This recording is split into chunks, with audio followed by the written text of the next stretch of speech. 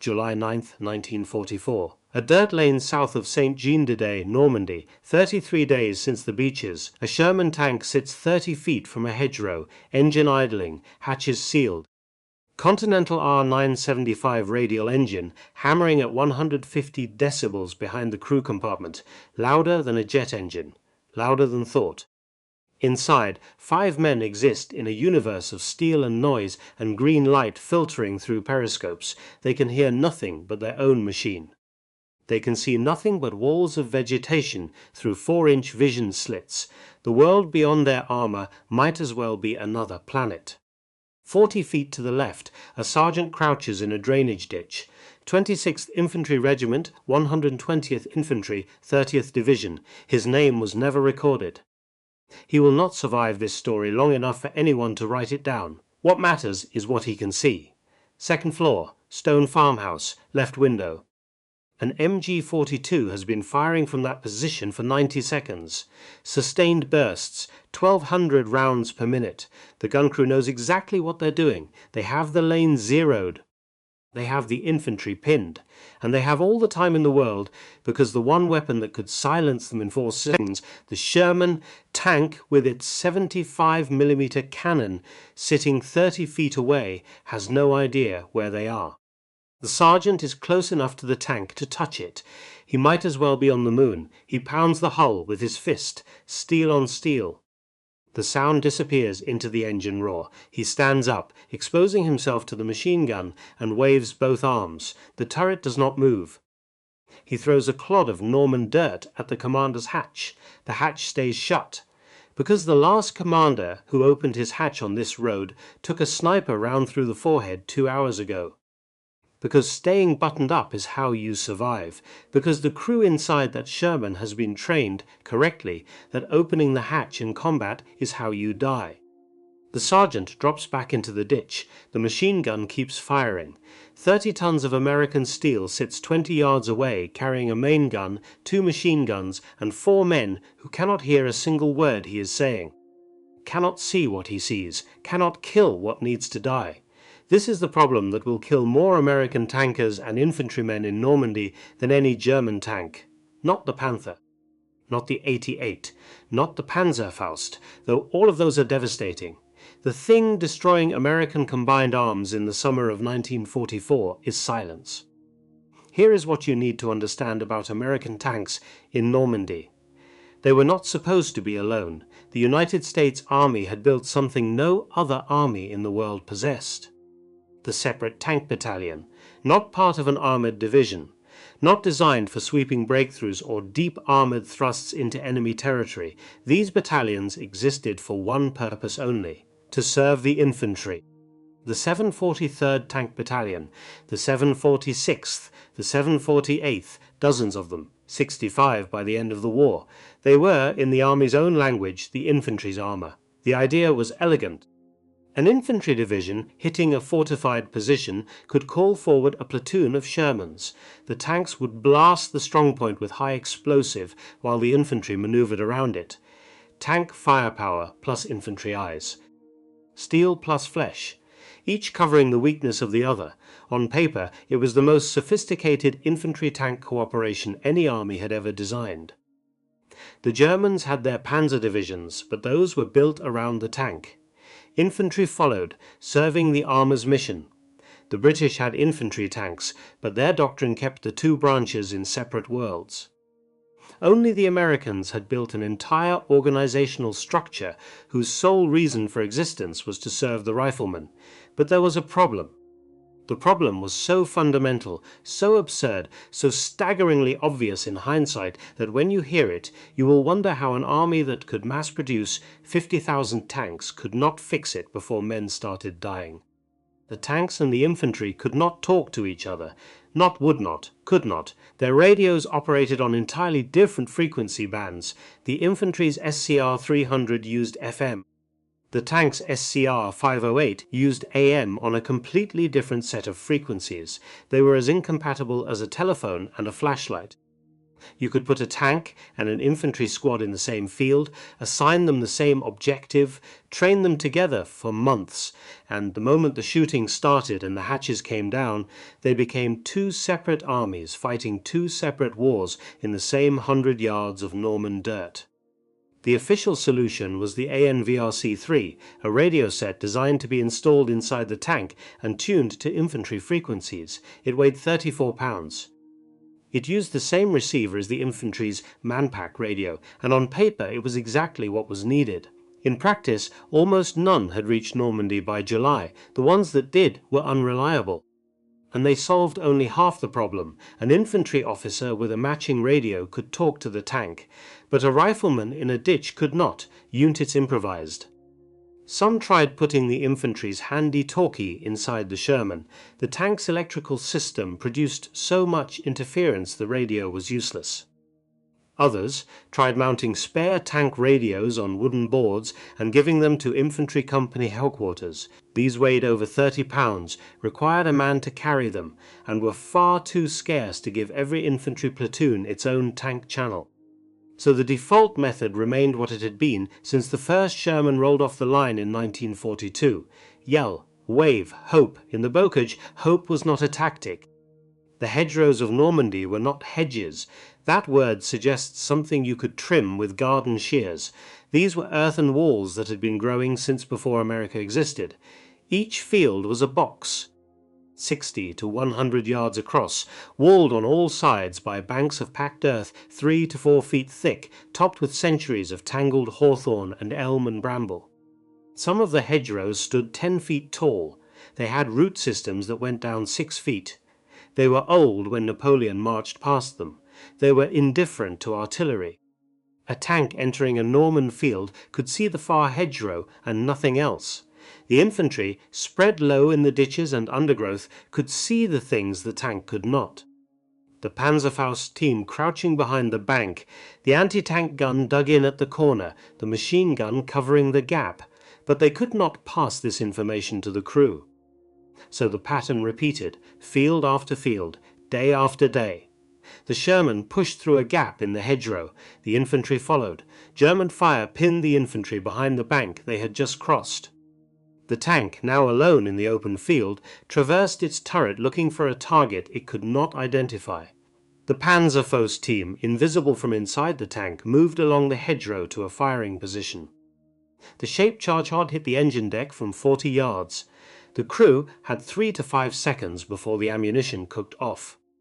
General Lieutenant Richard Schimpf, commanding the 3rd Parachute Division on the Saint-Lô front, noted something remarkable in those weeks.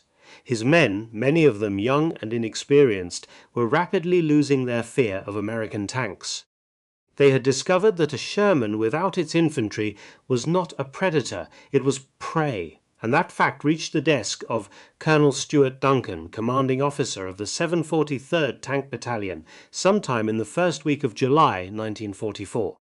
Duncan called in his operations officer, a captain named Edward Miller. The historical record tells us almost nothing about this man. We know he was the S3. We know that before the war he had been a signal soldier, a man who understood wires and frequencies and handsets the way a mechanic understands engines. We know Duncan's order was simple. Fix this tonight. We know Miller worked through the night, that he did not sleep, that he sat in his tent surrounded by radio manuals and wire diagrams and equipment inventory lists, chain smoking and drinking cold coffee, while men died in fields 3 kilometers away because tanks could not hear the infantry screaming at them. We know what he had to work with, 47 EE-8 field telephones, standard issue to every infantry company in the United States Army since 1938, black canvas bags containing handsets, magneto ringers, simple transmitters, 9.5 inches by 7 3/4 by 3.5, 9.75 pounds, powered by 2 D-cell batteries, maximum range 11 to 17 miles, depending on wire condition. Ancient technology by the standards of 1944, we know he had hundreds of empty 30 caliber ammunition boxes, metal containers roughly the size of a loaf of bread, designed to hold machine gun belts. Expendable. Everywhere. We know he had the wiring diagram for the tank's intercom system. Western Electric design. 4-position. The same system the commander used to talk to his driver and gunner. And somewhere in that tent, sometime between sunset and sunrise, on the night of July 8th, Captain Edward Miller looked at a 6-year-old field telephone, an empty ammunition box, and 20 feet of wire, and realized the solution to the problem killing the most powerful combined arms force ever fielded. He realized he did not need new technology. He needed to connect the pieces that already existed. By dawn, the prototype was complete. One E8 field telephone removed from its case. Handset wired into the tank's existing intercom system. Telephone placed inside a .30 caliber ammunition box. Box bolted to the rear hull of a Sherman. Wire run through a small hole drilled into the armor. That was it. Any infantryman could now walk up to the back of the tank, open the ammunition box, pick up the handset, and speak directly into the ear of the tank commander. No radio, no frequency matching, no 34-pound backpack, just a telephone and a wire. The cost of the installation was less than a pair of combat boots. The technology was from 1938. It fit inside a box the size of a loaf of bread, and it was about to change the war. The morning of July 9th, 1944, Captain Edward Miller stood beside a Sherman tank in the 743rd's maintenance area, 3 kilometers behind the front. The prototype bolted to the rear hull looked exactly like what it was, an ammunition box with a telephone inside. Colonel Stuart Duncan walked around the tank twice, examined the installation, traced the wire with his finger from the box through the drilled hole into the crew compartment, opened the box, picked up the handset. A tank commander climbed into the turret, settled into his seat, put on his helmet and throat mic. Duncan lifted the handset to his ear. "Tank commander, this is infantry. How do you read me?" Through the open hatch, clear as a telephone call, the reply came back. "Infantry, tank commander, I read you Lima Charlie, loud and clear, no static, no interference." No frequency coordination, no encryption delay. Just 2 men talking through a wire as if they were standing next to each other, which, in fact, they were, except one was inside 30 tons of armor, and the other was standing behind it in the open air, where any German with a rifle could kill him in under 2 seconds. Duncan handed the phone back to Miller, turned to his assembled staff officers. Major Frank Walsh, the S4, spoke first. "Regular Army, West Point, by the book." "Captain, this is not authorized equipment." "Where is the technical order, the installation manual?" Duncan did not let Miller answer. "We will write the manual after it works. Get Captain Spears." Captain Robert Spears was the S2. The intelligence officer. A lawyer from Brooklyn before the war, the kind of man who could talk his way into or out of anything. Duncan gave him the prototype tank, a jeep, and a direct order. "Drive this to 30th Division headquarters. Show it to General Hobbs. Get his approval. Come back with whatever he says." Spears was back in 4 hours. Major General Leland Hobbs, commanding general of the 30th Infantry Division, had looked at the telephone box for approximately 30 seconds. Opened it. Picked up the handset. Listened to the explanation. His response was 2 sentences. "Install it on every tank you have got. Do it now." The problem was supply. The 743rd had 96 Shermans. The battalion had 47 EE8 field telephones. Ordnance teams scavenged. They pulled phones from rear area headquarters. They requisitioned them from artillery observers who were not using them. They traded cigarettes and whiskey to supply sergeants in other units. They found phones in abandoned positions and stripped wrecked vehicles and went through the personal gear of men who would not need telephones anymore.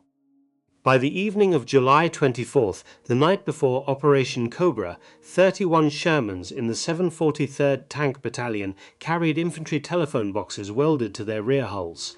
31 out of 96. 32% of the battalion. The rest would go into the largest offensive of the summer without them.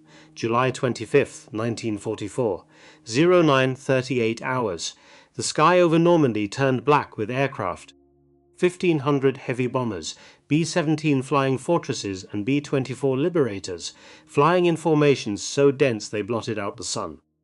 The target was a rectangle of Norman farmland 3.5 miles wide and 1 mile deep.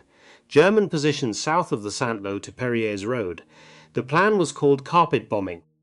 Saturate an area so completely that nothing could survive. Blast a corridor through the German defensive line wide enough for an entire army to pour through. 3,300 tons of high explosive fell from the sky in under 1 hour. The ground shook in Paris. In London, seismographs recorded the impacts as an earthquake. Men in foxholes 8 kilometers away felt the earth pulse beneath them like a living thing. And then the bombs began falling short. Not all of them. Most found their marks. But some, released from 20,000 feet through clouds and smoke, drifted north on the wind. Drifted over the road that marked the bomb line. Drifted into the positions of the 30th Infantry Division. The same division that had just approved the telephone installation. The same division whose men were supposed to advance behind the bombardment. 111 men died. 490 were wounded, killed and maimed by their own aircraft dropping bombs meant for the enemy. Lieutenant General Leslie McNair was in a foxhole near Hebecrevon, observing the attack. 57 years old. The highest-ranking American officer in the European theatre, he had asked to watch the bombardment up close, to see what his training programs had produced. A bomb fell directly into his foxhole. They identified his body by his West Point ring. The telephones that might have prevented some of that chaos, that might have allowed faster communication between air and ground, between forward observers and headquarters, sat on 31 tanks out of 96. Not enough. Not nearly enough. But they were about to prove their worth in a way that would make every man who saw them operational demand one immediately. July 26, 1944, 06:15 hours, the renewed assault, C Company, 743rd Tank Battalion, 5 Shermans with telephone boxes, 4 without, supporting 2nd Battalion, 120th Infantry Regiment. Objective: a hedgerow complex 800 meters south of La Chapelle-en-Jugé. The village no longer existed. The carpet bombing had erased it from the map. What remained was a moonscape of craters and shattered hedgerows and German defenders who had somehow survived in cellars and foxholes and were now emerging to fight. A phone-equipped Sherman approached a gap in the hedgerow.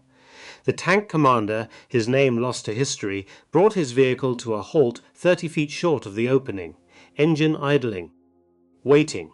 A sergeant from Baker Company, 120th Infantry, sprinted to the rear of the tank, 40 feet across open ground. German machine gun fire kicked up dirt around his boots. He reached the Sherman, opened the ammunition box, bolted to the hull, picked up the handset. This was the first time in combat that the system would be tested. The first time that a rifleman under fire would try to direct a tank using nothing but his voice and a wire. Tank commander, this is infantry. The voice came through clear.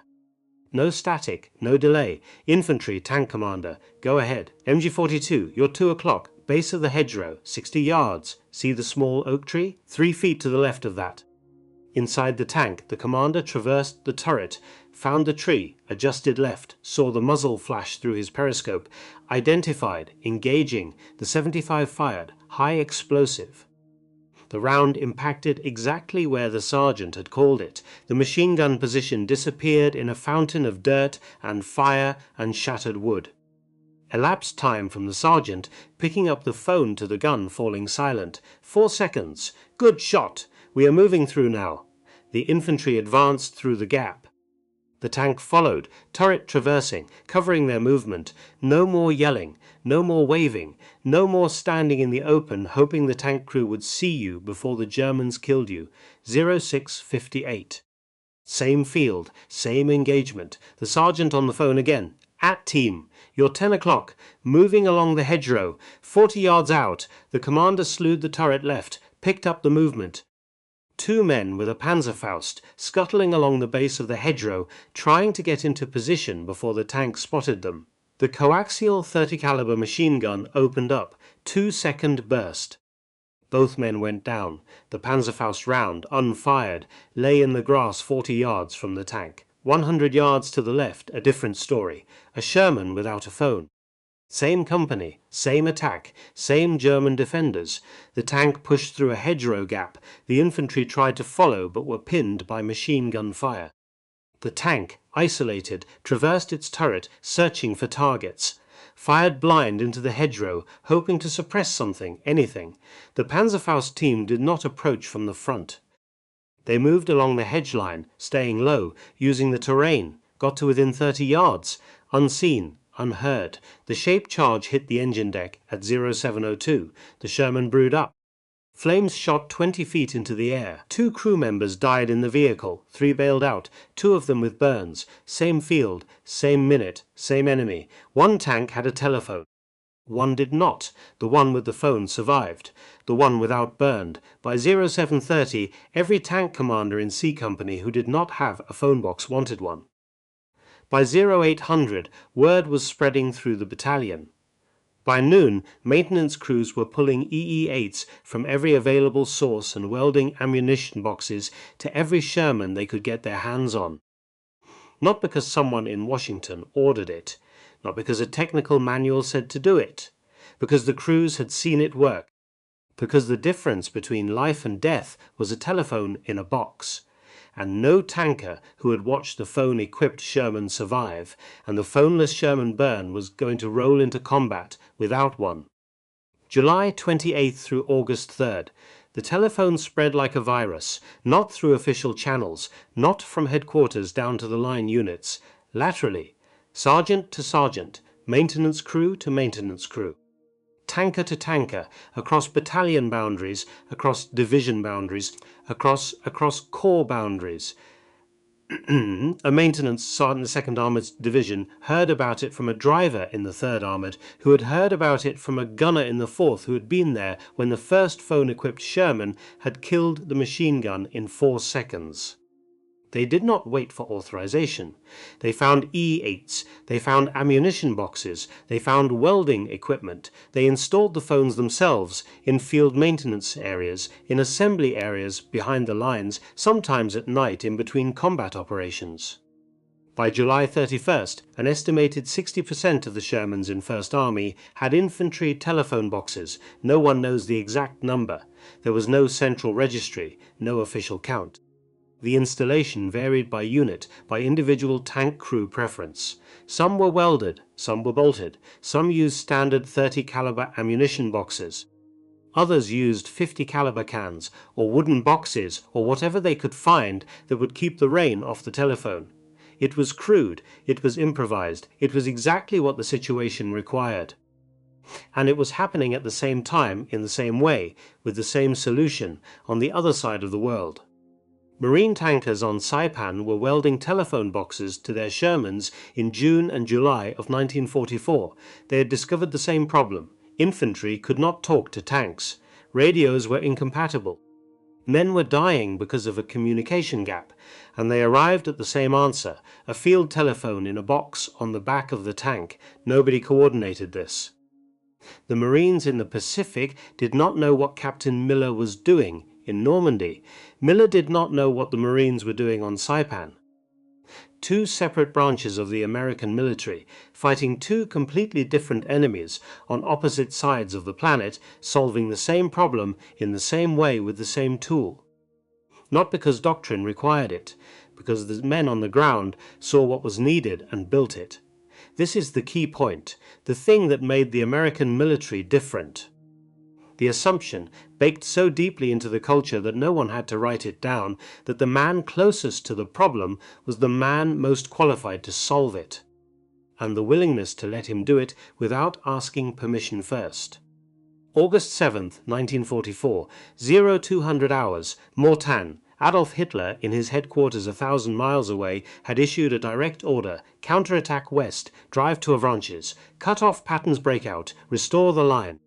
7th Army, 5 panzer divisions, everything the Germans had left in Normandy, scraped together for one last desperate offensive.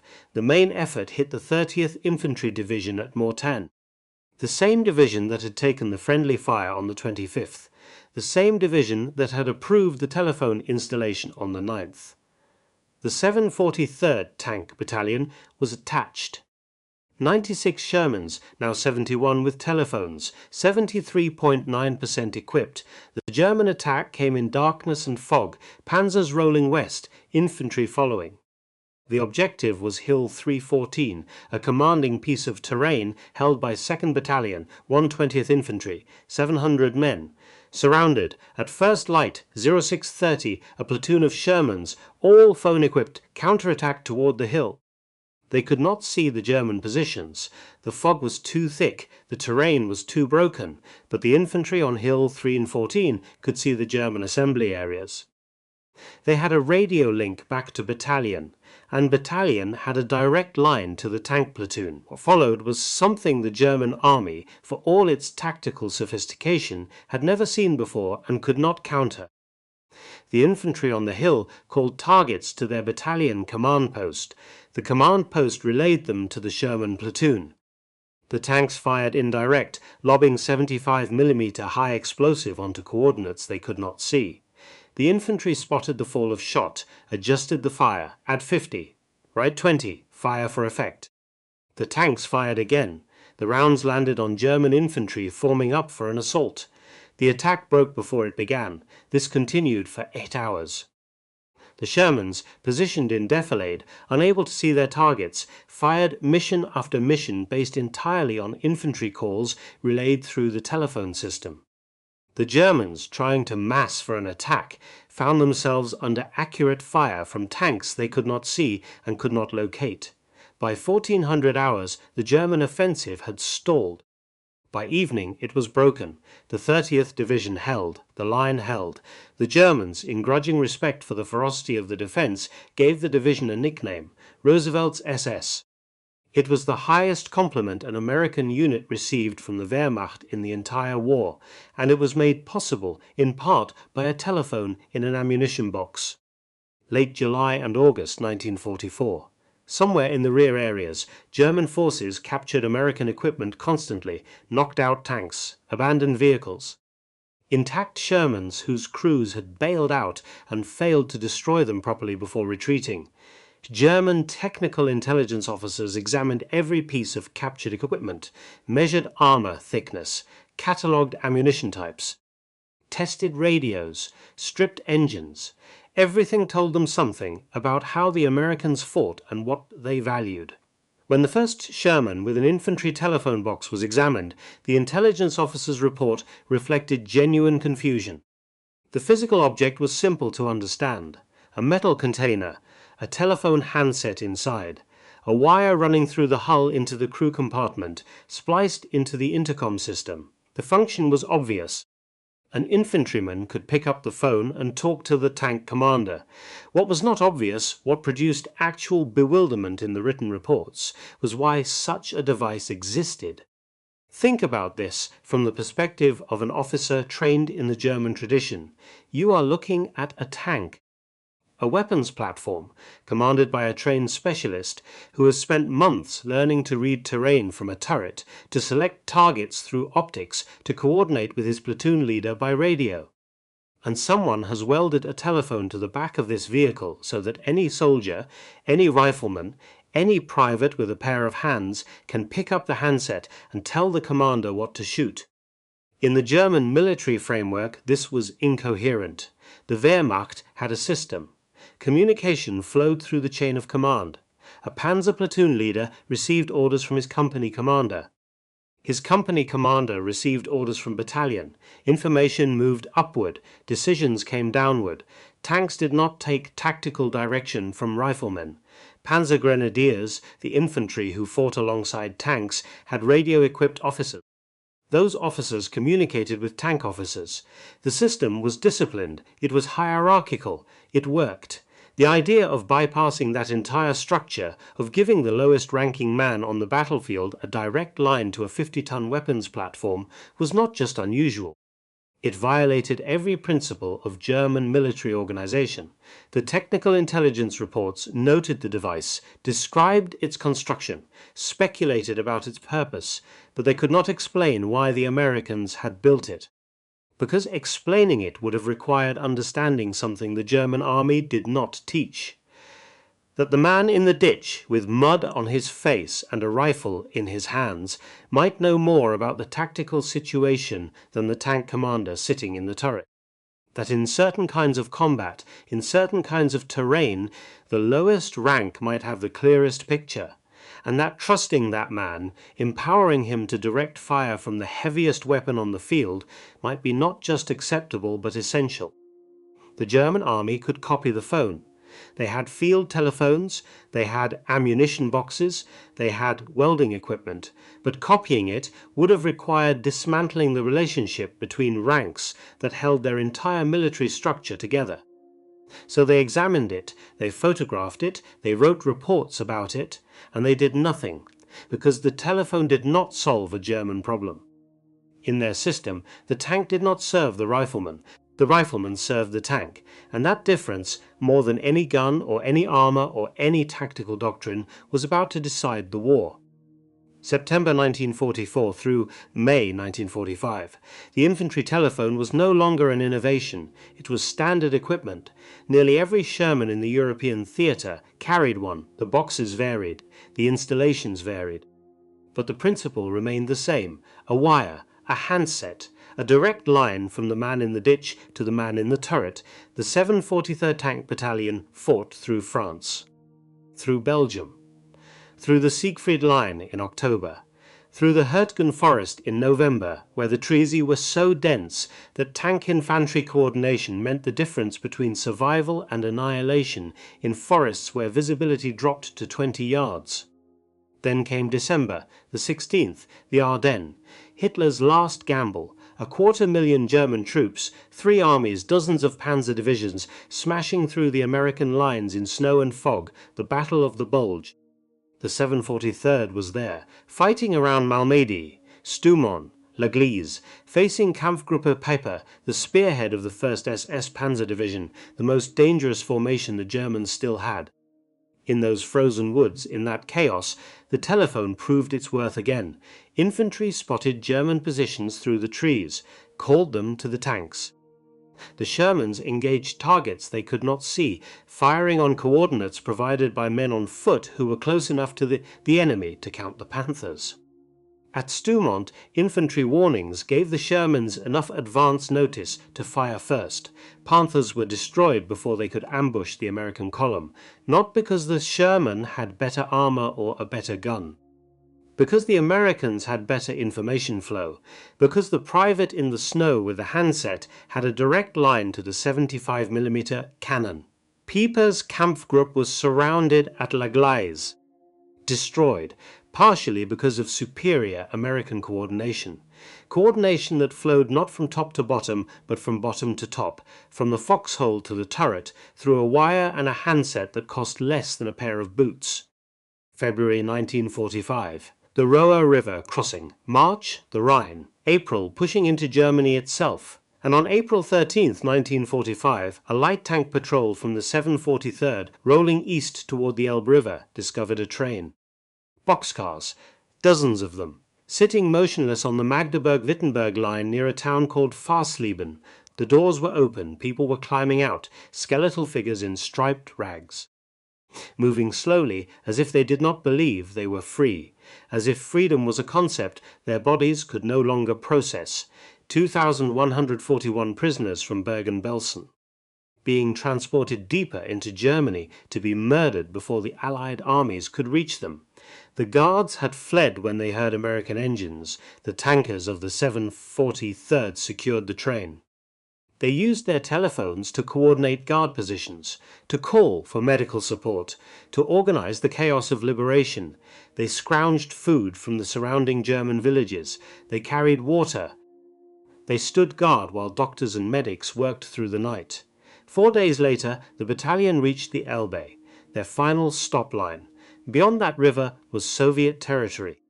The war in Europe for them was over. May 8, 1945, victory in Europe. The 743rd Tank Battalion's war had lasted 11 months, from Normandy to the Elbe, from the hedgerows to the camps. The final accounting was recorded in the unit history. 96 Sherman tanks lost. Every single tank the battalion had started with, destroyed or damaged beyond repair. 100% replacement rate. They had burned through their entire strength and kept fighting.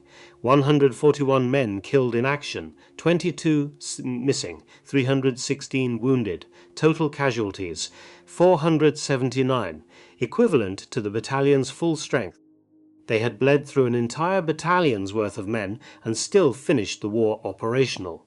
These numbers were recorded, filed, stored in archives that most people will never read.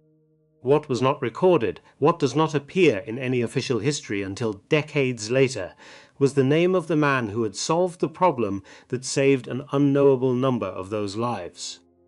Captain Edward Miller survived the war. He returned to the United States. He did not write a memoir. He did not give interviews. He lived quietly, the way most of them did. His contribution was not mentioned in the battalion's after-action reports. It was too mundane, too simple. A telephone in a box did not rate the same attention as a major engagement or a medal citation. The story was preserved by his family. His son-in-law, decades later, posted it on a website dedicated to the Sherman tank. That is how we know his name. That is the only reason the story survived at all. Otherwise, Captain Edward Miller would be what he was for most of his life. One more veteran who did something important and never talked about it. One more man who came home and went back to work and raised a family and died without anyone outside his immediate circle knowing what he had done in the summer of 1944. The telephone he built did not remain a field improvisation. By late 1944, the Army standardized the infantry phone as a factory-installed feature on new production Shermans. After the war, it became standard on every American tank. The M26 Pershing carried it, the M46 and M47 Patton carried it, the M48 carried it, the M60 carried it. For 40 years, from 1944 to 1980, the infantry telephone box was as much a part of an American tank as its main gun or its engine. It was not a secret. It was not classified. Any tanker who served in those 4 decades knew about it, used it, relied on it. And then, in 1980, when the M1 Abrams entered service, the phone was gone. The designers had decided it was obsolete. Infantry had radios now, portable radios, helmet-mounted radios. The wire and the handset were relics of an earlier era, no longer necessary, no longer relevant. For 26 years, American tanks fought without infantry phones, and then the same problem came back. Baghdad, Sadr City, March 2006. An M1A2 Abrams, 68 tons, turbine engine howling, sits in a narrow street between buildings. Hatches closed. The AGT 1500 turbine produces 140 decibels, louder than a rock concert. Louder than thought. 30 feet away, an infantry squad is pinned down by machine gun fire. The gunner is on the roof. Second floor, corner building. The infantry can see the muzzle flash. The tank cannot. The squad leader tries the radio. The net is jammed. 27 different units on the same frequency. Voices talking over voices. Encryption adds a 2 to 4 second delay between transmission and receipt. By the time the message gets through, if it gets through, the tactical situation will have changed. He cannot yell. The turbine drowns everything. He cannot wave. The crew cannot see him through the armor and the optics designed for long-range engagements on open terrain, not for a man crouching behind a concrete barrier in an urban alley. An RPG team is moving up through a side street. The infantry can see them. The tank cannot. The squad leader screams into the radio, breaking every protocol. Tank, RPG team. You're 6 o'clock. 4 seconds of encryption delay. The tank does not respond. The RPG team gets closer. The round hits the reactive armor on the rear quarter. The shaped charge detonates prematurely. No penetration, no casualties, but it was close, too close. The after-action report noted the communication failure. The battalion operations officer, a man who happened to be a military history enthusiast, remembered reading something about tank phones in World War II.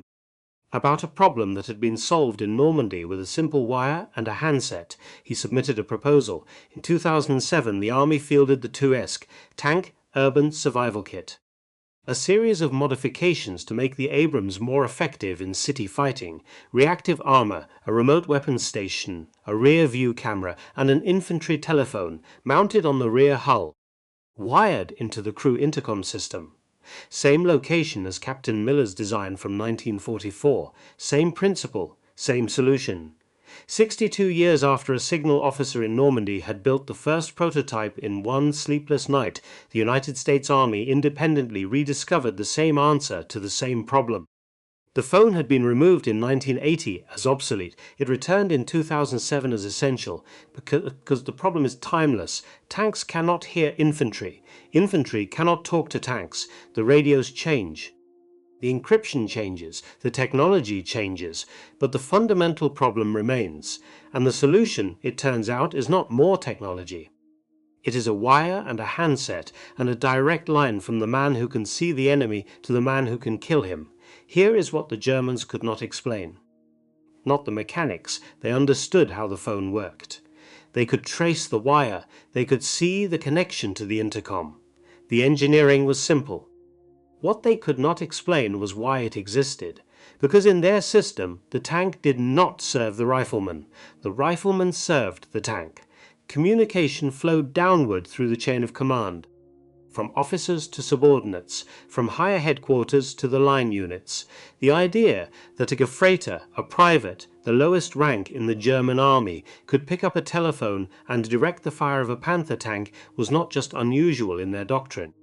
It was impossible.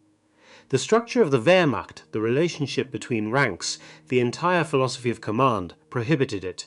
Tanks were commanded by trained specialists. Those specialists received orders from their superiors. They did not take tactical direction from riflemen. The American system was built on a different assumption. The assumption that the man closest to the enemy might know more about the fight than the man farthest from it. That rank and proximity were not the same thing, that in certain situations, in certain terrain, the private in the ditch had better information than the colonel at headquarters. And that if you gave that private a tool, a simple tool, a telephone and a wire, and trusted him to use it, he would. This was not written in any manual. It was not taught in any staff college. It was a cultural assumption so deeply embedded that no one had to articulate it. The man closest to the problem is the man most qualified to solve it. Captain Miller did not ask permission to build the phone. He was given a problem and a deadline. Fix it tonight. He fixed it, with parts that were already in the supply system, with technology from 1938, with a design so simple a maintenance crew could replicate it in under an hour. The phone spread without orders, sergeant to sergeant, crew to crew, unit to unit, no authorization from Washington, no technical manual, no procurement cycle. Just men looking at a problem, seeing a solution, and building it. This is what the German officers were looking at when they examined the telephone box on a captured Sherman. They were not looking at a piece of equipment. They were looking at a system, a culture, an entire way of thinking about war that their doctrine had no framework to process. The phone was not the weapon. The trust was the weapon, the willingness to delegate authority to the lowest level. The assumption that a private with mud on his face and a handset in his hand was qualified to direct 30 tons of armor and a 75mm gun. No other army in the world had formalized that level of trust. And in Normandy, in the bocage, in those green fields where tanks could not see and infantry could not be heard, that trust was the difference between victory and defeat. The E-8 field telephone sits in the National World War II Museum in New Orleans, preserved behind glass, a small black box, canvas straps, a handset, wires trailing from the terminals. The display card reads, Infantry Telephone, 743rd Tank Battalion, 1944. Captain Edward Miller's name does not appear on the card. Most visitors will not know who he was. Most will not know the story of the night he did not sleep, the problem he solved, the lives he saved. That is how it is with most of the important things from that war. The men who did them came home and did not talk about it. They went back to work. They raised families. They lived quiet lives. And when they died, their stories died with them, unless someone in their family thought to write it down. Miller's story survived because his son-in-law posted it on a website 40 years after the war ended. Otherwise, it would have vanished. Just another veteran, just another name in a battalion roster. Just another man who did something extraordinary and never mentioned it. But the phone survived, the idea survived, the principle survived. From 1944 to 1980, 36 years, every American tank carried that phone. Then it disappeared for 26 years. Then it came back, because the problem came back, because in Baghdad, in Ramadi, in Sadr City, tanks still could not hear infantry, and infantry still could not talk to tanks, and men were still dying because of it. And the solution, when the army finally rediscovered it, was exactly what it had been in Normandy: a telephone, a wire, a box. And the idea that the man at the bottom of the chain might be the most important man on the field. The war turned on things like that. Not on super weapons or brilliant strategies or technological breakthroughs, on small things, cheap things, human things.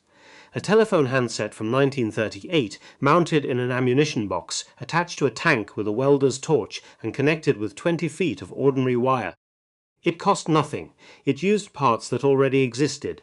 Any crew could install it in under an hour, and it gave the American infantryman something no other soldier in any army on earth had in the summer of 1944.